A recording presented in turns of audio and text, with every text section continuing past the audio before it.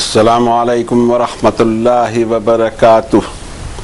اعوذ باللہ من الشیطان الرجیم، بسم اللہ الرحمن الرحیم۔ قل تعالوا اتل ما حرم ربکم علیکم اللہ تشرکوا بہ شیئا وبالوالدین احسانا ولا تقتلوا اولادکم من املاق نحن نرزقکم وإیاہم ولا تقربوا الفواحش ما ظہر منها وما بطن ولا تقتلوا النفس التي حرم الله الا بالحق ذلکم وصاکم بہ لعلکم تعقلون۔ صدق اللہ العظیم وصدق رسولہ النبی الکریم ونحن علی ذلک لمن الشاہدین والشاکرین والحمد للہ رب العالمین۔ رہتی دنیا کے انسانوں کے لیے ہدایت کی جو کتاب آج سے 1450 سال پہلے نازل کی گئی، آکاش سے نازل ہوئی ہے، وحی ہے، اور اس کو محفوظ بھی کر دیا اللہ نے اور ساری دنیا میں پھیلا بھی چکا اس کو۔ وہ اسی کے چیپٹر نمبر 6 کی یہ آیت نمبر 151 کی تلاوت کی توفیق اللہ نے اپنے اس بندے کو دی، جس پر ہزارہا شکر اس کا ادا کرنا چاہیے۔ اب اس میں ہمارے رب نے ہمارے لیے کیا فرمایا؟ یہ دین، جس دین کی اساس اور بنیاد اور جڑ ہی قرآن شریف ہے، اس دین میں ہم کو کیا چیز حرام ٹھہرائی گئی، کیا چیز حلال ٹھہرائی گئی، ہمیں پتہ نہیں۔ ہم واعظ سنتے ہیں، کئی لوگ ایسے ناظرین میں ہوں گے جنہوں نے تقریباً 500 واعظ سنے ہوں گے دینی، کسی نے 100 واعظ سنا ہوگا، 200 واعظ سنا ہوگا، لیکن ایک واعظ ایسا نہیں ملے گا جو واعظ یہاں اللہ تعالیٰ نے کیا ہے۔ اب سوال یہ پیدا ہوتا ہے کہ پھر کون سا دین وجود میں آ گیا جس میں قرآن شریف کا کوئی دخل نہیں؟ پہلے اس کا ترجمہ کر کے دیکھتے ہیں کہ ان آیت بینات کیا ترجمانی ہو سکتی ہے، اور اس کے بعد غور کریں اس پر کہ کیا کہا گیا۔ اے نبی صلی اللہ علیہ وسلم، آپ ان سے کہیے ادھر آؤ، ادھر آؤ، میں تم کو پڑھ کر سناؤں کہ تمہارے رب نے تم پر کیا حرام قرار دیا ہے۔ نمبر 1، اللہ کے ساتھ کسی کو شریک، ایسوشیٹ، پارٹنر کبھی نہ بنانا، اور والدین کے ساتھ بیسٹ بیہیویئر کرنا، اور اپنی اولاد کو مفلسی کے ڈر سے قتل نہیں کرنا۔ تم کو بھی رزق ہم ہی دیتے ہیں اور ان کو بھی رزق ہم ہی دیں گے، اور بے حیائی کے قریب بھی نہ جانا، چاہے اس کا ظاہر پہلو ہو چاہے اس کا باطن پہلو ہو، اور نہ کسی نفس کو جس کو محترم بنایا اللہ نے اس کو قتل کرنا جس کا تمہیں کوئی حق پہنچتا ہی نہیں۔ یہ ہے وصیت تمہارے لیے، اللہ وصیت کرتا ہے تمہیں تاکہ تم عقل سے کام لو۔ ایک کی آیت پڑھی گئی، اس کا ترجمہ پیش کرنے کی کوشش کی گئی۔ اب ہم سوچیں کہ ہم کیا کیا کر رہے ہیں۔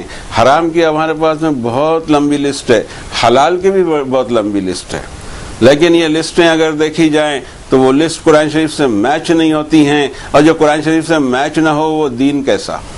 بس سوچنے کی بات ہے۔ آج رک کر سوچنا پڑے گا کہ یہ جو تیزی سے زوال ہے جس کا گراف کم نہیں ہوتا، کیا رجوع الی القرآن ہے؟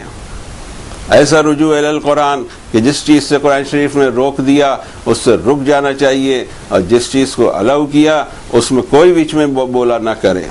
یہاں رب تعالیٰ نے جو مضمون کی سٹارٹنگ کی ہے ایک زبردست اسٹائل سے کی ہے، اور لگ بھگ یہ اسٹائل قرآن شریف میں اور جگہ نہیں ملتا۔ تعالو کو کہتے ہیں ادھر آؤ، ادھر آؤ۔ بھاگ کہاں رہے ہو؟ کچھ بھی لسٹ بنا کے چلے جا رہے ہو، اپنے من کی لسٹ بنا دیا، دنیا بھرے کی چیزیں اس میں ڈال دی، اور نئے نئے ٹرمز ایجاد کر دیے، یہ مکروہ ہے، یہ مکروہ ہے تحریمی ہے، یہ فلاں ہیں، یہ ڈھکا ہیں۔ کس نے کہا بابا؟ اتھارٹی کون ہے؟ اتھارٹی کی طرف کوئی دیکھتا نہیں، اتھارٹی صرف اور صرف اللہ، اور وہ جو احکامات نازل فرماتے ہیں وہ نبی کریم صلی اللہ علیہ وسلم کے ذریعے انہوں نے نازل فرمایا، رسول کریم صلی اللہ علیہ وسلم کی سنت۔ باقی اتھارٹی کسی کو دی ہوئی نہیں دکھائی دیتی۔ اپنے نبی کو انہوں نے اتھارٹی دیا ہے، اور ان کے بارے میں فرمایا قل یا ایھا الناس انی رسول اللہ الیکم جمیعا الذی لہ ملک السماوات والارض لا الہ الا هو یحیی و یمیت۔ اے نبی صلی اللہ علیہ وسلم، آپ علی اعلان لوگوں کو بتائیے کہ اے انسانوں، میں تم سب انسانوں کے لیے۔ یہاں تو چکر یہ چل رہا ہے کہ ہمارے نبی یا ہمارے رسول، اور یہ ٹرم بھی غلط ہے۔ اصل ٹرم یہ ہونی چاہیے کہ رہتی دنیا کے لیے نبی اور رسول رسول کریم صلی اللہ علیہ وسلم ہیں، چاہے کوئی شخص ان کو مانے چاہے کوئی شخص ان کو نہ مانے، لیکن دنیا میں اب کوئی نبی نہیں، اب کوئی رسول نہیں، ساری امتوں کے سارے اقوام کا ایک ہی رسول، بقیہ جتنے بھی رسول آئے علاقوں میں ہی آئے، یہ ہیں انٹرنیشنل رسول، انٹرنیشنل نبی، اور یہ کتاب ہے انٹرنیشنل کتاب، اور اس کا مرکز بھی انٹرنیشنل ہے۔ یہ سب کا انتظام کرنے کے بعد میں پھر یہ مارا ماری پیدا کیوں ہوئی؟ یہ مارا ماری صرف قرآن شریف سے دوری کی وجہ سے پیدا ہوئی۔ ہمیں قرآن کے احکامات نہیں معلوم، پورا دین معلوم ہے، اس میں نیل پالش سے لے کر کے لپسٹک تک اور تراش خراش تک اور ہر چیز اس کے اندر میں بیان کی گئی جس کا قرآن میں کوئی تذکرہ نہیں ہے، اور کسی کو حرام ٹھہرا دیا گیا، کسی کو حلال ٹھہرا دیا گیا۔ پھر خوبی کی بات ہے کہ اس میں بھی ایک فرقے کے نزدیک جو چیز حلال ہے دوسرے فرقے کے نزدیک حرام ہے، کچھ سمجھ میں نہیں آتا ہے کہ کس کو مانا جائے کس کو نہ مانا جائے۔ اس ہنگامے کے اندر اب ایک ہی راستہ صرف ہمارے پاس بچا ہے کہ کتاب اللہ کی مانی جائے۔ اور یہاں بھی دیکھتے ہیں مختلف فقہ، سنیوں میں 4 فقہ ہیں 4 اماموں کی، پھر سلفی ہیں، اس کے بعد میں یہاں شیعوں میں بھی کئی قسم کی فرقے بھی ہیں اور کئی قسم کی فقہ بھی ہیں، کس کو مانے کس کو نہ مانے یہ سوال پیدا ہوتا ہے۔ ہماری صرف ایک ہی درخواست ہے کہ قرآن شریف نے جس چیز کو حلال ٹھہرایا اس میں تکلف نہ کرو اور اپنی طرف سے کچھ بات نہ کرو، اس لیے کہ قرآن شریف انسان کا مزاج ہی ایسا بناتا ہے، اور جو چیز اللہ تعالیٰ نے حرام قرار دی اس میں بھی کوئی چوں چرا نہ ہو کر اس کو حرام سمجھا جائے اور استعمال نہیں کیا جائے کسی بھی صورت میں، چاہے کم کوانٹٹی ہو زیادہ ہو، اینی تھنگ لائک دیٹ۔ اور کون سی ایسی چیز ہے جس کا ذکر قرآن شریف میں نہیں ہے؟ پوری لائف کے اندر میں جن چیزوں کی ہمیں ضرورت پڑتی ہے سب کا ذکر ہے۔ کوئی ایک سوال تو آئے کہ بھئی ایک سوال آئے کہ اس کا جواب قرآن شریف نہیں دیتا، بالکل ایسا ہو ہی نہیں سکتا، جواب بالکل موجود ہے، لیکن نہ اس انداز سے کبھی قرآن شریف کو لیا گیا، نہ اس انداز سے اس کو ویلیو دی گئی، نہ اس کی طرف لوٹا جاتا ہے، نہ سب سے پہلا سوال قرآن شریف سے کیا جاتا ہے۔ جب بھی کوئی پرابلم کھڑا ہوا تو ادھر ادھر گھومتے گھومتے تھک ہار کر قرآن شریف کے تک پہنچا جاتا ہے۔ ہونا تو یہ چاہیے کہ کمپیوٹر کو فرسٹ کمانڈ یہ ہو کہ قرآن شریف اس بارے میں کیا کہتا ہے، تو ساری دوسری کمانڈ کو کافی کچھ چھٹی ہو جائے گی۔ اور دوسری بات اس میں یہ ہے کہ نبی کریم صلی اللہ علیہ وسلم سے یہ کہا جا رہا ہے کہ آپ اس طرح اعلان کریں، اور وہ اعلان کیا ہو؟ ادھر آؤ، بھاگے کہاں جا رہے ہو؟ یہ تم قرآن شریف سے دور ہو گئے، تمہارا کوئی مسئلہ حل نہیں ہوگا، ادھر آؤ، میں تلاوت کر کے سناؤں کہ کیا حرام کیا تمہارے رب نے تم پر۔ حرام اور حلال ٹھہرانے کا حق صرف اور صرف اللہ تعالیٰ کو ہے، احکامات نازل کرنے کا بھی، اور حضرت نبی کریم صلی اللہ علیہ وسلم نے اس پر چل کے دکھا دیا۔ اب بچا کیا تھا ہمارے پاس؟ لیکن حل میں مزید اور کچھ چاہیے، اتنے آگے نکل گئے ہم۔ آج ضرورت ہے اس بات کی کہ رجوع الی القرآن کریں تو ہم کو پتہ تو لگے کہ اصل چیز کے اصل حرام کیا ہے۔ اتنی بڑی حرام کے لیے یہ حرام وہ حرام اور بڑا ہے نکال کے حرام ہوتا ہے، لیکن اللہ تعالیٰ فرماتے ہیں کہ اللہ تشرکو بہی شیئا، اللہ کے ساتھ کسی کو بھی، کوئی پرسن ہو، کوئی چیز ہو، کوئی سامان ہو، چاہے آسمان ہو، چاہے زمین ہو، چاہے فرشتے ہوں، انبیاء ہوں، رسول ہوں، اللہ کے ساتھ کسی کو کبھی بھی ایسوشیٹ نہیں کرنا، اس کی ذات میں، اس کی صفات میں، اس کے کمالات میں، اس کے پاورز میں کوئی شریک نہیں ہے، کہیں سے ہو ہی نہیں سکتا۔ وہ ایک اکیلا، ایک کن میں سب بنا دے، ایک کن میں سارے فیصلے کر دے، اس کو کسی کی ہیلپ کی ضرورت کیا ہے؟ تو سب سے پہلا حرام شرک، اور یہ ماشاءاللہ جاری ہے، کسی کو اس کی پرواہ نہیں، لپسٹک اور نیل پالش کی پرواہ ہے، شرک کے بارے میں کوئی بولتا بھی نہیں۔ اور شرک ہی ایسی چیز ہے جس میں سب سے زیادہ بولا گیا ہے قرآن شریف میں، اور ایسے ایسے دلائل دیے گئے ہیں رد شرک میں کہ پورا قرآن شریف اس کے اندر میں ایسا دکھائی دیتا ہے کہ مرکزی مضمون ہی ہے کہ توحید اسٹیبلش کی جائے اور شرک ہر پہلو سے کنڈم کیا جائے۔ قرآن شریف میں اللہ تعالیٰ نے شرک کے ہر پہلو پر بات فرمائی ہے، شرک کی اقسام پر بات فرمائی ہے، اور یہ اقسام اس وقت ہوں یا نہ ہوں، بعد کے دور میں بھی پیدا ہوں، خود مسلمانوں میں بھی شرک پیدا ہو جائے، اس کا تدارک کیسا کیا جائے، اس کے لیے پورا قرآن شریف کے مضمون حاضر ہیں۔ دیکھتے ہیں کہ ہر تیسری آیت توحید کے اثبات میں ہے اور رد شرک میں ہے، لیکن یہ ہمیں ڈائجسٹ نہیں ہوتا، اتنا شرک کو رد کرنا ڈائجسٹ نہیں ہوتا، اس لیے شاید قرآن شریف سے دوری ہے کہ بھئی یہ تو بڑا نیٹ اینڈ کلین دین بتاتا ہے جو ہم سے نہیں ہوگا، ہمیں تو کچھ مکس چاہیے اس میں مرچی مسالہ۔ یہاں معاملہ یہ فرمایا کہ شرک جو ہو رہے ہیں اس کے چند جو نکات دکھائی دیتے ہیں، شرک جلی، شرک خفی، یہ کوئی ٹرمینالوجی قرآن شریف کی نہیں ہے۔ ہاں قرآن شریف نے ہر اس چیز کو شرک ٹھہرایا۔ ایک ہے تدعون من دون اللہ، اللہ کے سوا دوسروں سے دعائیں کرنا، اور ایک یہ ہے تعبدون من دون اللہ، اللہ کے سوا دوسرے کی بندگی یا غلامی کرنا، اور اسی میں پھر شفاعت کا چکر ہو یا جیسے بھی چکر ہوں اس کے اسٹیپ بھی بتا دیے کہ اس روڈ پہ تمہارا سفر کیسے چالو ہو جائے گا، اس کا پہلا اسٹیپ یہ ہوگا تو آخری منزل وہیں جا کے شرک کے اوپر میں جا کے ختم ہوگی، اور پھر آخری منزل میں شرک اپنے آب و تاب کے ساتھ میں دکھائی دے گا۔ اور ان ساری چیزوں کا ایک ہی علاج ہے، اور وہ ہے جہنم، اس کے سوا اللہ تعالیٰ نے کوئی راستہ نہیں چھوڑا۔ اور اس کے لیے فرمایا شرک کے لیے سورہ یونس میں اللہ تعالیٰ نے فرمایا آیت نمبر 106 میں وَلَا تَدْعُ مِن دُونِ اللَّهِ مَا لَا يَنْفَعُكَ وَلَا يَضُرُّكَ فَإِنْ فَعَلْتَ فَإِنَّكَ إِذًا مِّنَ الظَّالِمِينَ۔ اللہ کے سوا، یا سوا کے لفظ ہے، اللہ کے سوا کسی سے دعا تک کے نہ مانگنا جو تیرا کوئی نفع نہ کر سکیں، تیرا کوئی نقصان نہ کر سکیں، نہ تیرا بنا سکیں نہ تیرا بگاڑ سکیں، اور اگر آپ نے ایسی حرکت کی تو آپ بھی ظالموں میں شمار ہوں گے۔ یہ کوئی معمولی چیز نہیں ہے، بلکہ تمام انبیاء کے بارے میں اللہ تعالیٰ نے آیت اتاری ہے سورہ انعام میں۔ اب تعالیٰ فرماتے ہیں، ایک لسٹ ہے وہاں پر میں انبیاء علیہ السلام کی، اور اس کے بعد میرا خیال ہے کہ 20-25 ہیں، مجھے یاد نہیں، لیکن اس کو دیکھیں آپ، پورا صفحہ اس کے اوپر میں لگا ہوا ہے۔ آخر میں جس کو ہم باٹم لائن کہتے ہیں، وہ باٹم لائن یہ ہے کہ ذالک ھدی اللہ یہدی بہ من یشاء من عبادہ، یہ اللہ والی ہدایت ہے اور جس کو چاہے وہ عطا فرماتا ہے اور اپنے بندوں میں سے۔ وَلَوْ أَشْرَكُوا لَحَبِطَ عَنْهُم مَا كَانُوا يَعْمَلُونَ، اگر یہ انبیاء بھی شرک کرتے تو ان کے سارے اعمال غارت کر دیتا۔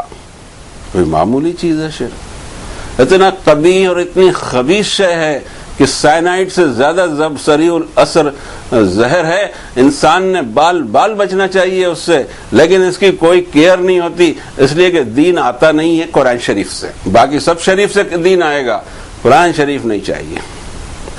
اصل میں شرک کو سمجھنے کے لیے کہ کیا چیز شرک ہے اور کیا چیز توحید ہے، اس میں ہمیں پتہ ہونا چاہیے اللہ تعالیٰ کے بے شمار اور زبردست طاقت کا اندازہ، اور اس کا وہ انداز، وہ اس کا ایڈریس، جو ایڈریس اس نے قرآن شریف میں 3 جگہ ہم کو بتایا۔ ہم اپنے بھولے پن میں یہ سمجھتے ہیں کہ ایک عرش ہے، جیسے کہ مغل اعظم میں تخت ہوا کرتا تھا اور اس پر اللہ تعالیٰ تشریف فرما ہے اور وہاں سے آرڈر چھوڑے جا رہے ہیں۔ یہ تصور عرش کا نہیں ہو سکتا، ہم کسی بادشاہ جیسا تصور اللہ کے بارے میں نہیں کر سکتے۔ وہ تو جگہ جگہ ہے اور اس کی نشانیاں بھی جگہ جگہ پھیلی ہوئی ہیں، پوری کائنات میں صرف زمین کی ہستی کیا ہے، اور اس کے علاوہ اور اس نے اپنا ایڈریس دیا ہے اور بتایا ہے کہ اے نبی صلی اللہ علیہ وسلم میرا ایڈریس کوئی پوچھے تو یہ جواب دینا۔ وَإِذَا سَأَلَكَ عِبَادِي أَنِّي فَإِنِّي قَرِيبٌ اجیب دعوت الداع اذا دعان فلیستجیبوا لی ولیؤمنوا بی لعلہم یرشدون۔ روزے کی آیتوں کے بعد میں ہے کہ نبی صلی اللہ علیہ وسلم کوئی پوچھے ایڈریس میرا، فإنی قریب، بے شک میں تو قریب ہوں، رسپانس دیتا ہوں میں ہر دعا کرنے والے کی دعا کا۔ چاہیے لوگوں کو کہ میرے لیے رسپانسو بنے رہیں، اسی صورت میں ان کو ہدایت اور رشد مل سکتی، ورنہ there is no other way۔ اب وہ کہہ رہے ہیں کہ میں قریب ہوں اور اجیب دعوت الداع۔ کبھی کبھی ایسا ہوتا ہے کہ کسی لفظ کو کسی لفظ سے بدل دیا گیا اور ساری بات گھوم جاتی ہے، اور اکثر میں نے یہ ڈائلاگ دیکھا ہے لوگوں میں، ہمیں بہت افسوس ہوتا ہے کہ ناسمجھی کا ڈائلاگ کیوں بولا جاتا ہے۔ اچھے بولتے ہیں، میں تو بہت دعا کر رہا ہوں اللہ تعالیٰ سن لے۔ ارے بابا، سنتا تو وہ دل کی آواز بھی ہے۔ تمہارے ذہن میں کوئی کھچڑی پک رہی ہو، تمہارے دل میں کوئی وسوسہ آ رہا ہو، اس کو بھی اللہ سنتا ہے. تم آواز دے کر پکارو تو بھی سنتا ہے, تم خاموشی سے پکارو تو بھی سنتا ہے, تم اندھیرے میں پکارو تو سنے, تم اجالے میں پکارو تو سنے, تم مجمع میں پکارو تو سنے, تم اکیلے میں پکارو تو سنے, تم نہ پکارو اور صرف دل میں تمہارے خیال آ جائے میرا, میں حاضر ہوں, میں وہی ہوں, انی قریب. اور پھر ایک جگہ سورہ قاف میں تو فرمایا رب تعالیٰ نے وَلَقَدْ خَلَقْنَا الْإِنسَانَ, انسانوں کو میں نے پیدا کیا ہے, وَنَعْلَمُ مَا تُوَسْوِسُ بِهِ نَفْسُهُ, اور مجھے یہ تک کہ معلوم ہے کہ اس کے دل میں وسوسے کونتے آتے رہتے ہیں, سوچتا کیا رہتا ہے وہ بھی معلوم ہے. وَنَحْنُ أَقْرَبُ إِلَيْهِ مِنْ حَبْلِ الْوَرِيدِ, ہم انسان کی شہرک سے زیادہ قریب ہے. یہ ہے اللہ تعالیٰ کا ایڈریس. اب اس کے لیے ہمیں کوئی ٹیلی فون لگانے کی ضرورت پڑے گی, کوئی سہارے کی ضرورت پڑے گی, کوئی وسیلے کی ضرورت پڑے گی. جو اتنا قریب ہو اس سے تو ڈائریکٹ گفتگو ہوگی. اصل ڈائلاگ یہ ہونا چاہیے کہ میں دعائیں کر رہا ہوں, اللہ تعالیٰ قبول فرما لے. سن تو رہے ہیں وہ, لیکن قبول فرمانا نہ فرمانا ان کے اختیار کی بات ہے. اور کیوں نہ وہ قبول فرمائے, اگر ایمان کے ساتھ میں عمل صالح کا بیک اپ ہو, وہ کیوں نہ, انہوں نے تو دعاؤں کو قبول کرنے والا. بلکہ یہاں تک کہ بتایا کہ امن یجیب المضطر اذا دعاہ ویکشف السوء ویجعلکم خلفاء الارض الہ مع اللہ قلیلا ما تذکرون.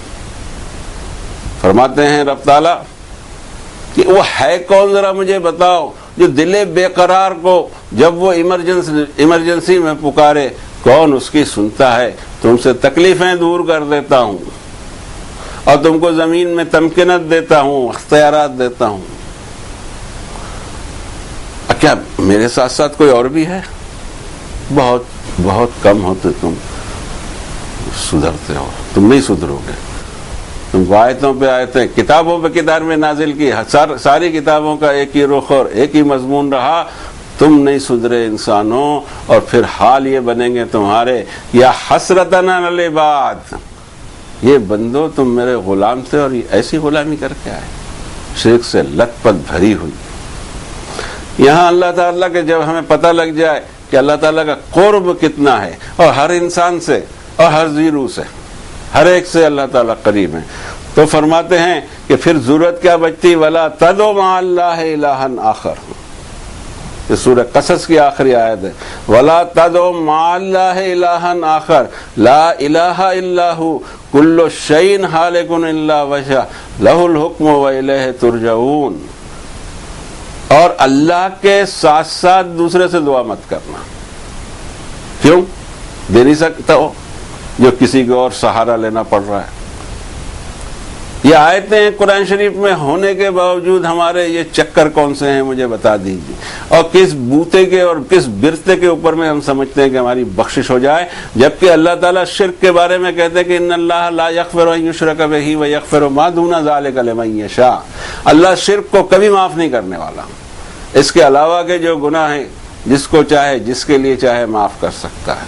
اب حضرت داؤد, حضرت سلیمان, حضرت محمد صلی اللہ علیہ وسلم اور ہر نبی سے ایک ہی قول کہ فقد حرم ومن یشرک باللہ فقد حرم اللہ علیہ الجنہ. جس کسی نے اللہ کا ایسوسیٹ ٹھہرایا اس کے ساتھ ساتھ پیرالل بھی کسی کو ٹھہرایا, تو فرمایا کہ اللہ نے اس پر اپنی جنت حرام کر دی. اللہ کرے جنت حرام اور دوسرا کوئی اس جنت میں ہم کو داخلہ دیتے بیٹھتا ہو ذرا سی باتوں پر, تو تھوڑا وچار کیجئے کہ یہ کب تک کہ یہ اندھا پا چلتے رہے گا, کب تک کہ یہ نادانی چلتے رہے گی. قرآن شریف کہے کچھ, دوسرے کچھ اور کہتے رہیں, اور ہم چیک نہ کرتے ہوئے کہ بھئی کیا کہا جا رہا ہے. قرآن شریف کو فرقان نہ بنائیں, کرائٹیریا نہ بنائیں, قرآن شریف سے چیک کیے بنا بکٹٹ عمل کریں, آخرت میں جا کے کھڑے ہوں گے ہمارا حال کیا بنے گا. تو ان ساری چیزوں کو قرآن شریف میں تفصیل سے رد کر دیا گیا کہ جو خیالات ہمارے اندر آ سکتے ہیں, لیکن اس دنیا کی کثیر آبادی شرک میں مبتلا ہے اور رہے گی. میں عرض کر رہا ہوں آپ سے کیونکہ مجھے کوئی دعویٰ نہیں ہے, مجھے تو یہ پتہ نہیں کہ کل میرے ساتھ کیا ہوگا, تو میں کیسے کہوں کہ یہ دنیا رہے گی. قرآن شریف خود کہتا ہے کہ وَلَوْ شَاءَ اللَّهُ مَا أَشْرَكُوا وَمَا جَعَلْنَاكَ عَلَيْهِمْ حَفِيظًا وَمَا أَنْتَ عَلَيْهِمْ بِوَكِيلٍ. اے نبی صلی اللہ علیہ وسلم, اگر اللہ نہ چاہتے تو کوئی شرک کرتا ہی نہیں. یہ تو ٹیسٹ انہوں نے رکھا ہی ہے. اور ہم نے آپ کو چوکیدار بنا کے نہیں بھیجا ہے، آپ کو تو نذیر اور بشیر کا رول کرنا ہے، اور آپ ان کے ایڈوکیٹ بھی نہیں ہیں۔ یہ فکریں بند ہو جائیں کہ توحید پھیل جائے گی، لیکن ہم بولتے رہیں، بتاتے رہیں۔ ہو سکتا ہے کہ ہمارے بولنے بتانے کے بعد میں بھی سامعین میں سے کوئی اس پہ تیار نہ ہو، تو اس میں ہمارا رول کیا ہے؟ ہمارا رول تو یہاں سے ختم ہو گیا کہ اللہ کے احکامات آپ تک پہنچا دیے۔ فیصلہ آپ کے ہاتھ میں ہے کہ اللہ سے فیصلہ لینا ہے یا غیر اللہ سے۔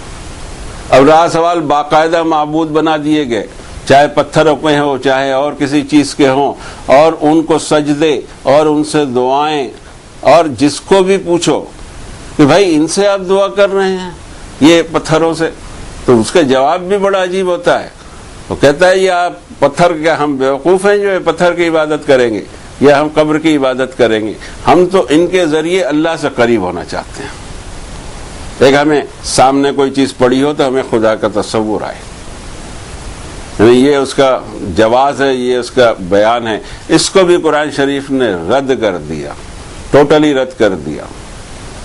سورہ زمر میں اللہ تعالیٰ فرماتے ہیں الا للہ الدین الخالص، سورہ زمر کی 39 کی 3 آیت۔ اچھی طرح یاد رکھو کہ اللہ کو خالص دین چاہیے۔ والذین اتخذوا من دونہ اولیاء، لوگوں نے یہ اللہ کے سوا جو اولیاء بنا لیے ہیں، لفظ بھی وہی آتا ہے جو آپ استعمال کرتے ہو، یہ جو اولیاء بنا لیے ہیں اور کہتے ہیں ما نعبدہم الا لیقربونا الی اللہ زلفیٰ، ان اولیاء کو ہم ان کی پرستش یا ان کی عبادت یا ان کی پوجا نہیں کرتے بلکہ اللہ سے قرب کا ذریعہ سمجھتے ہیں۔ اچھا، رب تعالیٰ اس کا جواب دیتے ہیں ان اللہ یحکم بینہم فیما ہم فیہ یختلفون، اللہ قیامت کے دن ان کے بیچ وہ پول کو کھول دے گا جس میں یہ اتنے مارا ماری کر رہے ہیں۔ ان اللہ لا یہدی من ہوا کاذب کفار، اللہ تعالیٰ راہ نہیں سوجنے دیتا اس کو جو جھوٹا ہو اور نافرمان ہو۔ اللہ شرک کا منع کرے اور شرک چور دروازے سے کرتا رہے۔ یہ ہم نے کسی پر کوئی فتویٰ نہیں لگایا، ہم قرآن شریف کی آیتیں پڑھ کر سنا رہے ہیں کہ مع اللہ کے ساتھ بھی نہیں چلے گا، اور یقربون الی اللہ زلفیٰ، ارے یقربون الی اللہ زلفیٰ کی ضرورت کیا ہے جب میرا رب میرے رگے گردن سے قریب ہے؟ اس سے زیادہ قریب کوئی چیز ہو سکتی ہے؟ پھر اس سے جو درخواست کرنی ہے، دعا کرنی ہے، التجا کرنی ہے، اپنی محتاجی پیش کرنی ہے، اپنی فقیری اپنی مسکینی پیش کرنی ہے، اس کے لیے کسی بھی اور ذریعے کی کوئی ضرورت نہیں، یہ اتنا قریب ہے۔ اور پھر اللہ تعالیٰ نے اس کا ایک کرائٹیریا بھی دے دیا، وَاتَّخَذُوا مِن دُونِهِ آلِهَةً لَا يَخْلُقُونَ شَيْئًا وَهُمْ يُخْلَقُونَ، ارے حد ہے، ان سے عبادت کرتے ہیں، ان سے مانگتے ہیں کہ جو ایک چیز تو کیا ایک مکھی تک کے نہیں پیدا کر سکتے۔ قرآن شریف میں سورہ حج میں فرمایا وَإِن يَسْلُبْهُمُ الذُّبَابُ شَيْئًا لَا يَسْتَنقِذُوهُ مِنْهُ بِئْسَ الطَّالِبُ وَالْمَطْلُوبُ، یہ جن کو پکارتے ہو ایک مکھی تو بنا کے بتا دیں۔ مکھی اپنی ذات میں مکمل ہوتی ہے، اس کو کوئی دوسرے اسپیئر پارٹ لگانے کی ہم کو ضرورت نہیں۔ ہر مخلوق کو اللہ تعالیٰ نے فل اینڈ فائنل پیدا کیا ہے، اور فرسٹ ماڈل ہی لاسٹ ماڈل ہوتا ہے۔ ایسا نہیں کہ کبھی فرسٹ ماڈل بنایا پھر ریوائز کرتے رہے اور اچھے ماڈل بعد میں آتے رہے، نو، فرسٹ میں ہی فائنل بنا دیا اور سسٹم آف تخلیق بھی جاری کر دیا۔ اتنا پرفیکٹ رب ہو اور اس کے شریک ٹھہرائے جائیں، اور وہ شریک ٹھہرائے جائیں جو ایک مکھی بھی نہیں بنا سکتے، اور رب تعالیٰ فرماتے کہ مکھی کچھ چھین کے لے جائے تو واپس نہیں لا سکتے۔ ضعف الطالب والمطلوب، مانگنے والا بھی انتہائی ضعف ہے، لفظ آیا ہے مجھ سے ترجمہ نہیں بنتا، اگر ہماری زبان میں کہیں تو تھرڈ کلاس، مانگنے والا بھی تھرڈ کلاس، جس سے مانگا جا رہا وہ بھی تھرڈ کلاس۔ ایک چیز پیدا نہ کرے تم کو دے کیا، تمہارا بگاڑے کیا، تمہارا سدھارے کیا۔ اور خود وہ کہتے اللہ تعالیٰ فرماتے ہیں کہ وَلَا يَمْلِكُونَ مَوْتًا وَلَا حَيَاةً وَلَا نُشُورًا، بناتے تو کچھ بھی چیز نہیں ہے، کریٹ تو کچھ نہیں کرتے، میں نے ان کو کریٹ کیا ہے اور میں ہی ان کو موت دوں گا اور میں ہی ان کو دوبارہ اٹھاؤں گا۔ اس تینوں عمل میں ان کا کوئی رول نہیں ہے۔ ان لوگوں کو جن کا رول تینوں عمل میں نہ ہو اور ان سے ہم آسرا مانگتے بیٹھیں، یا پھر یہ سب چیزیں اور یہ گورکھ دھندے چالو کر دیں. اس میں کمرشیلی آئٹمس میں کمرشیل اپیل اس میں بہت زیادہ ہے. ہم کو دیکھنا چاہیے کہ ہو کیا رہا ہے ہمارے ساتھ. کیا دوسروں کی فکر چھوڑ دیں. یہ ایسے ہی ہوگا دنیا میں. دنیا تبدیل نہیں ہونے والی. میں ہو سکتا ہوں یا نہیں؟ جی میں ہو سکتا ہوں. ہر شخص اپنی اصلاح کرے. قرآن شریف کا پورا فوکس اس کے اوپر میں ہے. اب جب ہمیں یہ احساس ہو گیا کہ شرک سائنائڈ سے بھی زیادہ خطرناک زہر ہے جو سارے اعمال کو غارت کر سکتا ہے، تو سب سے زیادہ فکر کس کی ہونی چاہیے؟ اپنی. اور نیکسٹ مومنٹ میں اپنے اہل و عیال کی. جن بچوں کی پرورش ہم نے اتنے مال دولت لگا کے محنت کر کے پسینہ بہا کے ان بچوں کو ہم نے بڑا ہمارے سامنے یہ بڑے ہوئے ہیں. اللہ کو نے اس کو بڑا کرنا تھا. ہماری خدمت لی ہے. یہ ہمارے آنکھ کے تارے ہیں اور کیا کیا نہیں ان کے بارے میں ہمارے گمان ہیں. کیا نہیں چاہیں گے ہم کہ ان کو شرک سے بچا لیں؟ اس کا انتظام ہمارے پاس میں کیا ہے؟ اس کا انتظام قرآن شریف میں ہے. لیکن ہمیں قرآن شریف سے دین نہیں چاہیے. یہ ضد جب تک ٹوٹے گی نہیں انشاءاللہ قرآن شریف بھی کچھ کام نہیں کرنے والا. ضد کو پہلے توڑو کہ قرآن شریف ہی سب کرے گا، باقی شریف نہیں کر سکتے، وہ قرآن کرے گا. فرماتے ہیں رب تعالیٰ، یعنی ایک بہت اعلیٰ بندے کا نام لیا، بڑے نیک بندے کا نام لیا کہ اس نے ٹریٹ کیسا کیا تھا. سورہ تحریم میں اللہ تعالیٰ نے فرمایا یا ایھا الذین آمنوا قوا انفسکم واہلیکم نارا. اے لوگوں جو ایمان لائے، جہنم کی آگ سے بچاؤ اپنے آپ کو بھی اور اپنے بال بچوں کو بھی. یہاں تو ایمان تو کیا، مسلمان کے گھر پیدا ہو گئے تو باپ کی جنت ہو گئی. انہیں تو سمجھ میں نہیں آتا ہے. قرآن شریف کہے کچھ، دوسرے شریف صاحب کچھ اور کہیں. کس کی ماننا؟ یا ایھا الذین آمنوا، اے لوگوں جو ایمان لائے، قوا انفسکم واہلیکم نارا، بچانے کی کوشش کرو اپنے آپ کو اور اپنے بال بچوں کو. فرسٹ پرائرٹی بال بچے ہونا چاہیے. فرسٹ پرائرٹی دنیا نہیں ہونی چاہیے.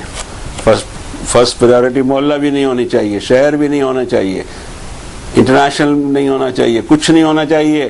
ہر شخص اگر یہ کام کرے تو ساری دنیا سدھر جائے. لیکن یہ کام مشکل ہے. آسان کام باہر ہے. آپ کے سامنے بیٹھے ہوئے سینکڑوں ہزاروں آدمی دیکھ رہے ہیں، ایک امپریشن آتا ہے. گھر میں بچے کو نصیحت کر رہے ہیں تو کون کیا نوٹ کرے گا؟ کچھ اخبار میں خبر آئے گی یا ٹی وی پہ نیوز آئے گی. انسان کا بھی معاملہ یہ ہے کہ جہاں اس کو نیم اینڈ فیم ملے گا کرے گا. نیم اور فیم میں اگر کمی آ رہی ہے تو اس کو توجہ نہیں دے گا. بال بچوں پہ سب سے زیادہ توجہ دینے کی ضرورت ہے. کیا ہم چاہتے ہیں کہ ایسی زہر کی شیشی ہمارے بچوں کے ہاتھ میں چھوڑ دیں؟ ضرورت ہے اس بات کی کہ اس کو بتایا جائے کہ سائنائڈ سے زیادہ سریع الاثر زہر ہے. فرمایا رب تعالیٰ نے کہ وَإِذْ قَالَ لُقْمَانُ لِابْنِهِ وَهُوَ يَعِظُهُ يَا بُنَيَّ لَا تُشْرِكْ بِاللَّهِ إِنَّ الشِّرْكَ لَظُلْمٌ عَظِيمٌ. حضرت لقمان اپنے بیٹے کو واعظ کر رہے تھے. واعظ دوسروں کے لیے نہیں ہوتا ہے، پہلے گھر سے تو شروع کریں ہم. اور ایک تو سب سے بڑی چیز کہ یعظکم بھی اللہ کا واعظ ہے. یہ پورا قرآن شریف اللہ کے واعظ کو جس کو سننے کی فرصت نہیں ہے تو اس کو پھر دوسری فرصت نہیں دینے دے گا اللہ. اب رہا سوال ہمارا واعظ، تو ہمارا واعظ شروع ہونا چاہیے ہمارے گھر سے، ہمارے بچوں سے. تو اپنے بیٹے سے کہتے ہیں اور واعظ کر رہے تھے، اس کو نصیحت کر رہے تھے، اے میرے بیٹے اللہ کے ساتھ کسی کو ایسوسیٹ نہیں کرنا، بے شک شرک ظلم عظیم ہے. لیکن ہمارے منہ سے نکلتا نہیں ہے. کوئی بھی سوال پوچھے تو کہیں گے حرام ہے، حلال ہے. ٹھیک ہے، حرام ہے حلال ہے. شرک حرام ہے. ارے اتنا بڑا ہمالیہ پہاڑ جیسا حرام ہے، وہ حرام ہی نہیں ہماری لسٹ میں. میرا خیال ہے سب سے زیادہ زور سے آواز نکلنا چاہیے کہ مطلق حرام ہے. کوئی کہتا نہیں. انگیج کر کے ہم چل رہے ہیں شرک کو ساتھ میں. کیا پتا اللہ تعالیٰ ہمارے ساتھ کیا معاملہ کرے. اور پھر حضرت ابراہیم، وہ جو ملت ابراہیم پر ہم کھڑے ہیں اور جو ہمارے روحانی والد ہیں، وہ اور ان کے پوتے کی سنت بتائی. کیا سنت رہی ان کی؟ وہ اپنے بچوں سے پوچھتے رہتے تھے. تو حضرت ابراہیم نے اور حضرت یعقوب ان کے پوتے نے یہی کچھ نصیحت کی، یا بنی ان اللہ اصطفیٰ لکم الدین فلا تموتن الا وانتم مسلمون، میرے بیٹو تمہارے لیے اللہ نے طریقے زندگی یا دین کو چن لیا ہے، تمہاری موت کبھی اس صورت میں نہ آئے کہ تم اللہ کو سبمٹ نہ رہو۔ اسلام کے معنی کیا ہے؟ یہاں تو اس زبان کی خوبی یہ ہے، جس زبان میں قرآن شریف اتارا کہ اس میں ناؤن نہیں ہوتے ہیں، ناؤن بنتے ہیں ورب سے، سلمہ سے اسلام بنے گا۔ اسلام کوئی ٹھوس چیز نہیں ہے، بلکہ یہ بھی ایسی چیز ہے کہ ایک جذبے کا نام ہے جو کم زیادہ بھی ہوتے رہتا ہے۔ اس وقت ہم وہ آیتیں ابھی نہیں پڑھ رہے ہیں بات کو مختصر کرنے کے لیے، تو ان سے پوچھا اور ان کو کہا کہ یہ جو ایک کی ورشپ وجہت وجہ للذی فطر السماوات ہے، اس میں کوئی ڈیویشن نہیں آنا چاہیے۔ اور پھر یہودیوں کو پوچھا کہ آپ جناب حاضر تھے، اتنا شرک کرتے ہیں، اپنی گھر کی شریعت بنا کے رکھے ہیں، گھر کی فقہ بنا کے رکھے ہیں، گھر کے حرام اور حلال بنا کے رکھے ہیں، ان یہودیوں کو پوچھا تم حاضر تھے وہاں؟ ام کنتم شہداء اذ حضر یعقوب الموت، حضرت یعقوب کو جب موت آئی تو انہوں نے اپنے بچوں سے پوچھا ما تعبدون من بعدی، میں جا رہا ہوں اس دنیا سے، میرے بعد شرک میں تو نہیں پڑ جاؤ گے؟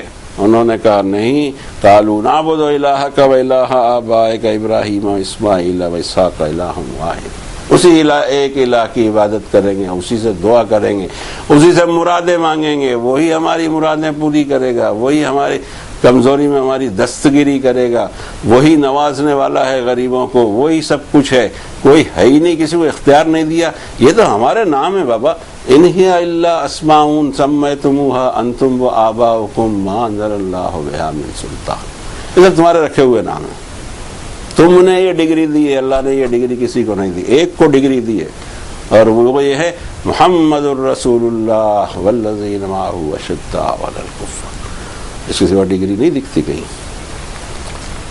اب یہاں آتے ہیں نفس مضمون کی طرف، جس میں رد شرک اتنا پاورفلی کیا گیا ہے۔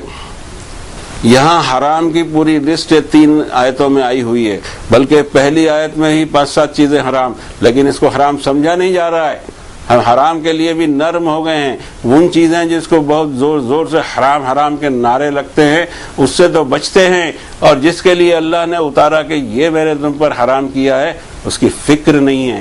حرام اور حلال یہ اللہ تعالیٰ کے اختیارات کی بات ہے، ہم اس کو انشاءاللہ لیں گے کہ کون ہے جو اس میں مداخلت کرتا ہے۔